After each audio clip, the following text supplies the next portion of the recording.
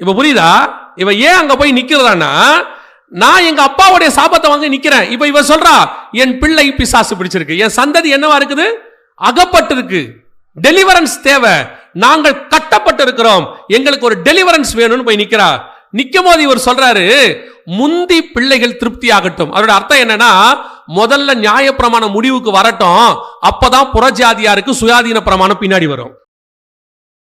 முந்தி பிள்ளைகள் திருப்தி ஆகட்டும். அதோட அர்த்தம் என்ன? நியாய பிரமாணத்தினுடைய நிறைவேறுதல் தான் சுயாதீன பிரமாணத்தினுடைய ஆரம்பமாக இருக்கும். உனக்கு இல்லைன்னு அவர் சொல்லல. அவர் சொன்ன வார்த்தை என்ன?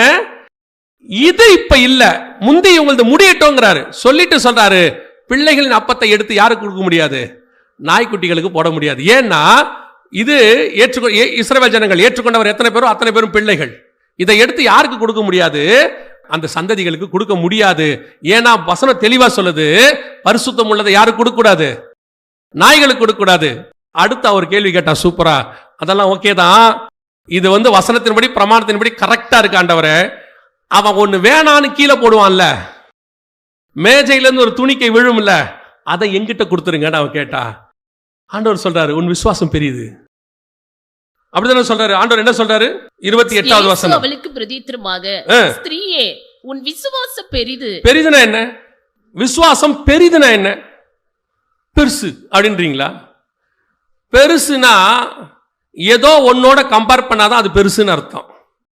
ஏதோ ஒன்னோட இதோட இது பெருசுங்க அப்படின்னு அர்த்தம். உன் விசுவாசம் பெரியது அப்படின்னா என்ன அர்த்தம்னா, இஸ்ரவேலுங்கிற சந்ததியே விசுவாசத்தினால உருவான சந்ததி.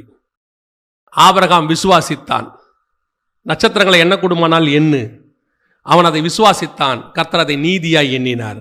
அந்த விசுவாச சந்ததி இருக்குதுல்ல, அந்த விசுவாசத்தை விட உன் விசுவாசம் பெரியது. இஸ்ரவேல் விசுவாசத்தில் வந்ததை விட புறஜாதியருடைய விசுவாசம் பெரியது. ஆண்டவர் சொல்றாரு, உன் விசுவாசம் பெருசு.